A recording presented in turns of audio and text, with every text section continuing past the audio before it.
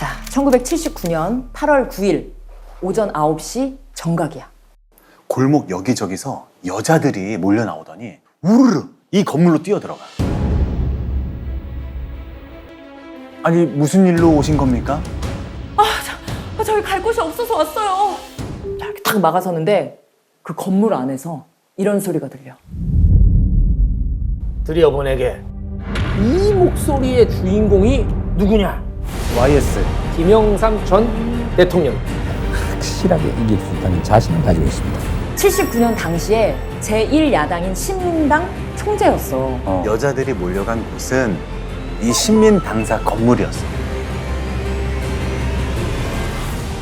여자들이 하나 둘 안으로 들어가는데 세어보니까 무려 187명이었어.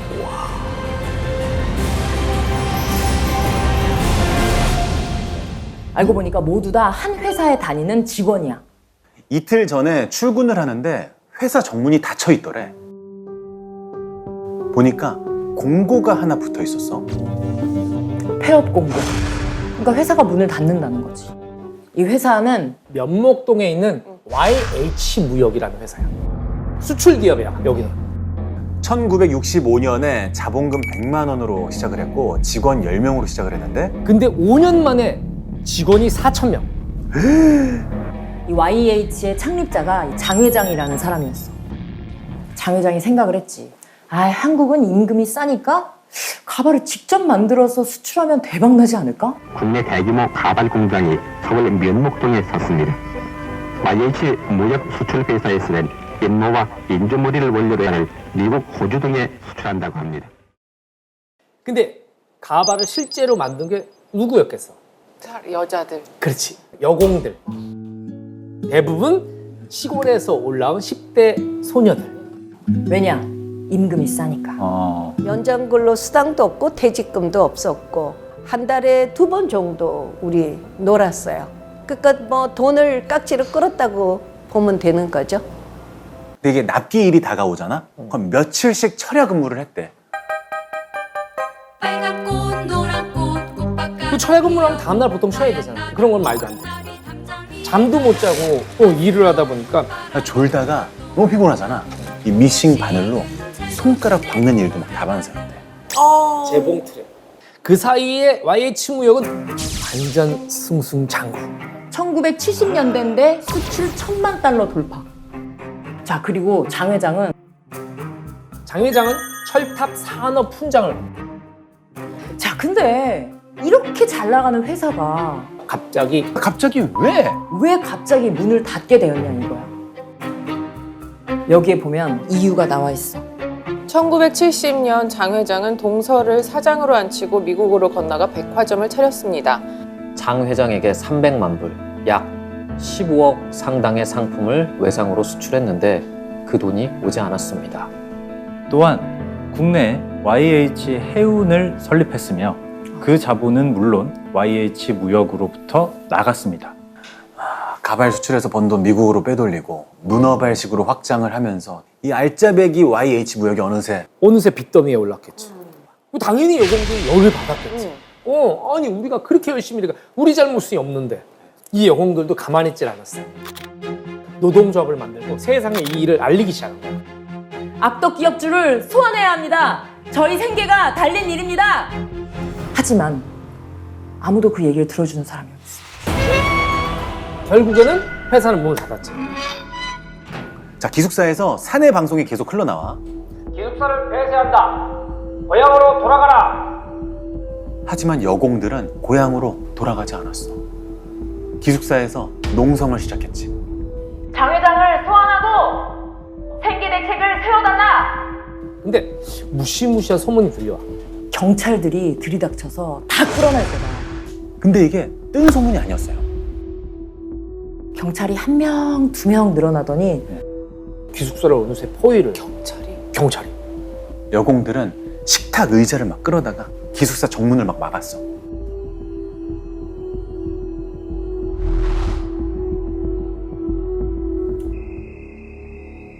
밤이 되니까 기숙사 안은 깜깜해. 갑자기 비상! 비상! 망을 보던 여공이 막 돌아다니면서 깨우기 시작해.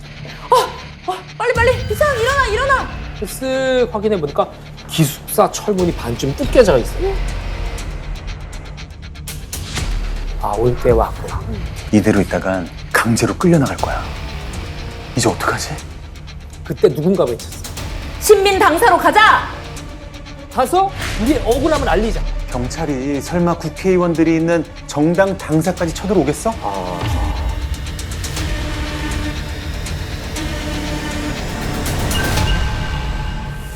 다음 날 새벽 5시에 4명이 한 조가 돼서 나갈 준비를 해. 쓱 이렇게 밖을 내다봤어. 새벽 5시잖아. 경찰들 태반이 또 졸고 있어. 그렇게 해서 제1조가 기숙사를 빠져나가는 데 성공을 해. 자, 만나기로 한 시간은 오전 9시야. 약속 장소는 신민 당사. 근데 여자들이 떼거지로 당사 앞에 서성거리면 경찰 눈에 띌 거 아니야, 형. 그렇게 해서 각자 335 골목 안에 숨어 있다가 9시가 땡 하면 동시에 들어가려고 한 거야. 9시에 그 앞에를 왔지. 9시 되기 전에. 참 앞이 조용해. 근데 너무 이상하리만큼 조용해. 안 보이는 거야. 나도 숨어서 보니까. 5, 4, 3. 2, 1. 9시 청각이야. 딱 9시가 되니까 어디서 벌떼 같이. 여기저기서 여공들이 튀어나오는 거야. 수백 명. 이쪽 골목 저쪽 골목 여러 개의 골목에서 벌떼처럼 막 골목 안에서 튀어나오기 시작하는 거야. 골목에서 밀고 나오는 거. 다 한꺼번에 나왔어요. 4층 강당까지 단숨에 올라간 여공들은 오랫동안 서로를 껴안고 울었대.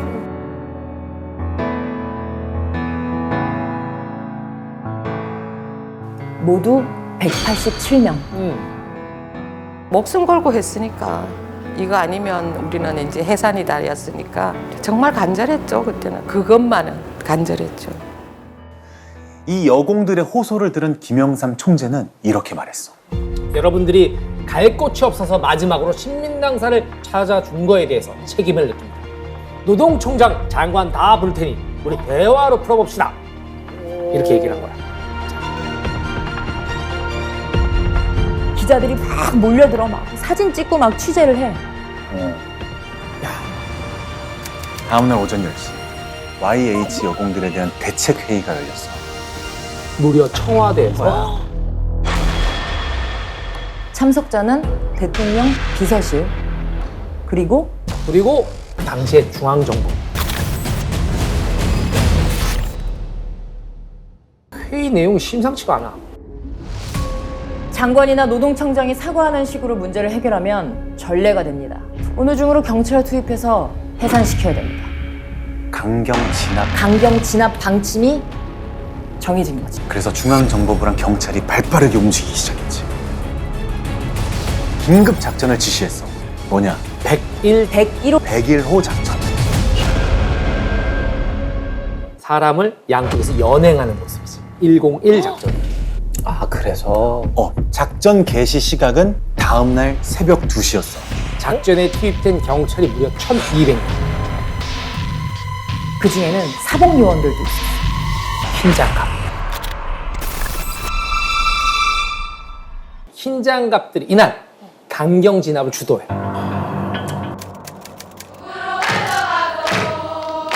창밖을 내다보던 여공들이 수렁이기 시작해. 저 사람들 뭐야? 경찰은 아닌 것 같은데. 웬 남자들이 골목에서 진을 치기 시작해. 누군지 알겠지?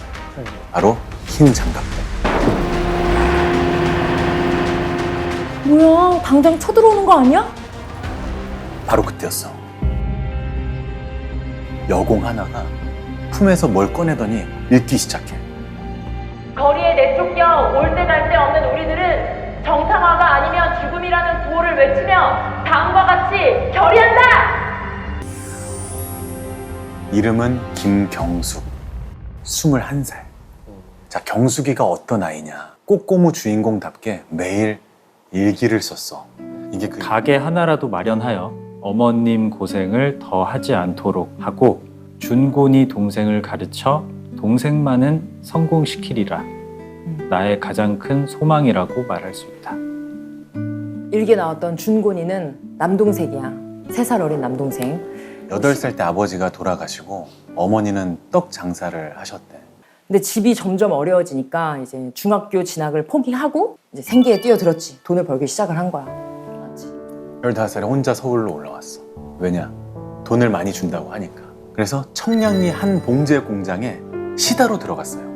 시다가 공장에서는 견습공이야. 임금, 대우 다 열악해.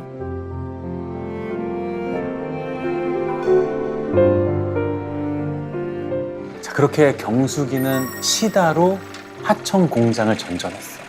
그러다가 3년 만에 처음으로 이력서를 쓰고 입사한 곳이 바로 YH 무역인 거야. 그런데 이제 회사가 문을 닫고 신민 당사까지 이렇게 오게 된 거야. 경숙이는 더 이상 갈 곳이 없다고 생각했어요. 더 목소리를 높였어. 우리는 근로 대중의 복리와 사회적 지위 향상을 위하여 투쟁한다! 정부 당국은 장 회장을 즉각 소환시켜라. 우리의 요구가 관철되지 않는 한 이 자리에서 한 발자국도 물러설 수 없다. 자, 밤 12시. 강당에. 여공들은 뭐 책상, 의자, 집기를 다 그 문 앞에다 강당 문을 막고서 바닥에 누웠지. 다들 팔짱을 낀 채 누운 거야. 그리고 당사 2층에는 국회의원들하고 당직자가 비상 대기 중이었고 기자들도 들어와서 밤샘 대기 중이야. 나는 사무총장 책상을 다 쉬고 런닝하고 반스바람으로 들어오는 거야. 도와가지고. 바로 그때였어. 갑자기 그냥 야 쳐들어온다고 그러고 그냥 여성들이 발을 굴르는 거, 이 소리가 들리는 거. 와, 그 강당에서. 진짜 뭐 국회의원 당직자들도 모두 헐레벌떡 뛰어나왔어. 김영삼 총재도 있었어. 대책을 의논하려는 찰나 갑자기 벽에서 막 벽이 갑자기 손이 막 들어오는 거야. 바로 그 흰장갑. 다 신장갑. 그리고 곤봉을 하나씩 쬐어. 그 총재님만 우선 앞으로 나오시고 얌전하게 아무 저항하지 말고 그대로 따라내. 저항할 경우에 아주 응징을 가하겠다.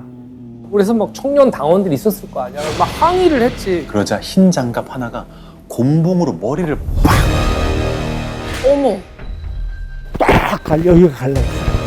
피투성이 돼. 자, 다들 보셨죠? 말 안 들으면 이렇게 됩니다. 이게 무슨 짓이냐? 우리가 포로냐? 저항을 했지. 순간 다시 곤봉으로 빡! 대변인은 얼굴이 피범벅이 돼 있고 다리가 부러진 국회의원도 있었어. 김영삼 총재가 체념을 했지. 그래서 먼저 나가고 국회의원 당직자 순으로 줄줄이 따라 나가. 야당 당사 안에서. 어떻게 거기서 버젓이 그래? 국회의원이랑 기자들도 이걸로 이렇게 막고 있는 거였어. 형, 그러면 여공들은 어땠겠어?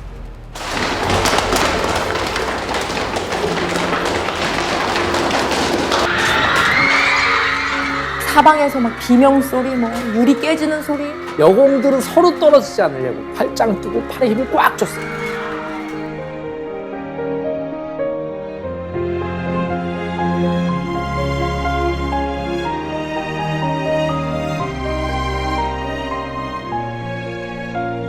비참하게 막 여성들이 질질 끌려 내려가기도 하고 머리 끌고 나오는 친구도 있거든요.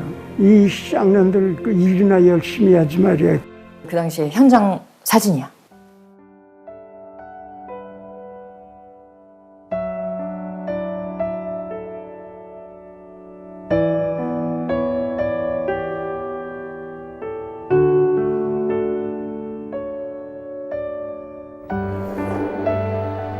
어머머머, 어떡해. 참혹한 폭행은 사진에 담을 새도 없었어. 아니, 왜 이렇게까지 한다, 저거. 이게 다 뭐야? 왜 핏자국이야? 바로 그때 갑자기 쿵 소리가 나. 사람이 떨어졌다! 어머. 달려가 보니까 여자가 바닥에 쓰러져 있어. 경숙이었어. 어머. 병원으로 옮겨졌지만 이미 사망한 후였어. 너무 가슴이 철렁했죠, 그때. 경숙이가 갔구나 이것밖에 그냥 뭐. 그런데 사망 후에 그 과정이 좀 이상해. 9시간 뒤야. 오전 11시에 광주 학동이야. 남동생 중곤이가 집에 있었어요. 낯선 남자가 찾아온 거야. 여기가 김경숙의 집 맞니? 네, 누나는 서울에 있는데요. 얼른 어머니 모셔와라. 너희 누나가 죽었다. 막 부랴부랴 행상 나간 어머니를 막 모시고 왔어. 모시고 오니까 형사가 기다리고 있어. 근데 갈 생각을 안 해. 이 형사가 기다리래. 자꾸 시간을 끄는 거야. 저녁 8시가 지나서야 출발을 해. 몇 시간을 달려서 다 왔다고 이제 내리라는데 병원이 아니야. 수원의 한 여관인 거야. 지금 바로 볼 수 있는 상황도 아니고 오늘은 여기서 자고 내일 서울로 가자. 자, 다음 날 아침 다시 서울로 출발했어. 자, 내려준 곳이 어딜까? 이번에도 여관이야. 아직 볼 상황이 아니다. 이족들을 철저히 차단시키고 여간방에 감금 아닌 감금이 시작되지. 자, 병원에 도착한 게 언제냐? 광주에서 출발한 지 이틀 만에. 근데 부검은 이미 끝이 났어. 형, 보통 부검할 때 어떻게 해? 보호자의 동의를 받지. 가족 동의 받지. 그리고 가족이 부검을 참관해. 근데 그것도 아니야. 시간을 끌다가 갔더니 부검도 다 끝났어. 더 이상한 거는 아까 그렇게 시간을 끌던 경찰이 이제 되게 빨라져. 빨리 화장을 해야 한대. 빨리 화장해야 된다. 바로 화장, 장례식도 없어. 바로 그날 경찰이 수사 결과를 발표해. 김경숙이 평소 예민하고 과격해서 흥분을 자주 했다. 그날도 함께 투신하자고 여공들을 선동하면서 유리 조각으로 손목을 긋더니 경찰이 진압하기 30분 전에 뛰어내렸답니다. 따라서 김양의 죽음과 경찰의 진압은 아무 관련이 없다. 근데 의문을 제기할 사람은 아무도 없어. 노조 간부들은 다 구속되거나 지명수배 죽여가지고, 또 다른 여공들은 경찰 조사를 받고 강제로 귀향을 당했어.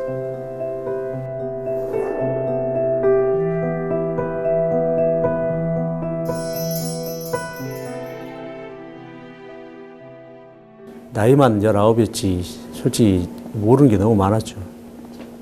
확실하게 할 건 하고 가야 되는데 지금 같으면 그렇게 안 하죠. 경우도 장례식도 안 하고 무조건 화장하자 그래서 무조건 화장하고 너무 대응을 갖다가 못하고 진짜 너무 무죄도 너무했다는 생각이 들어가지고 죄송스럽죠.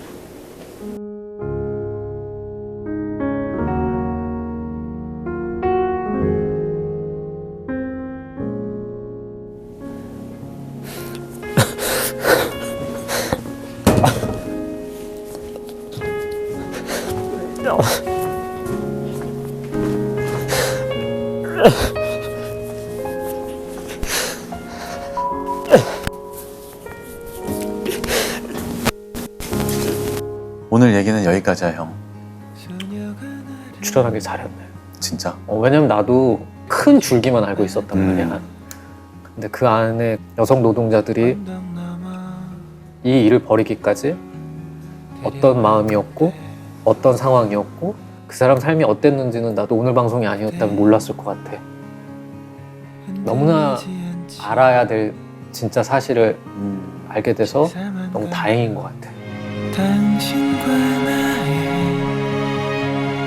꿈을 싣고 달린 노래는 쉬지 않고 파란 나라를 보았니 눈가에 눈물이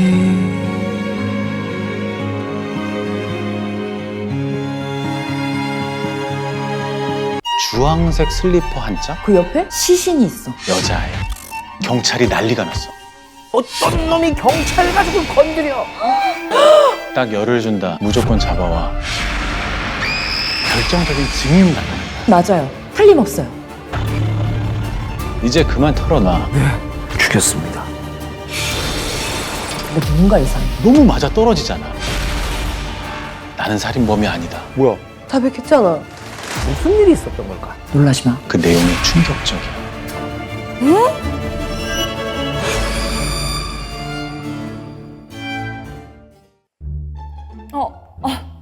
안녕하세요, 여러분. 책이 너무 재밌어서 제 앞에 카메라가 있는 줄도 몰랐네요.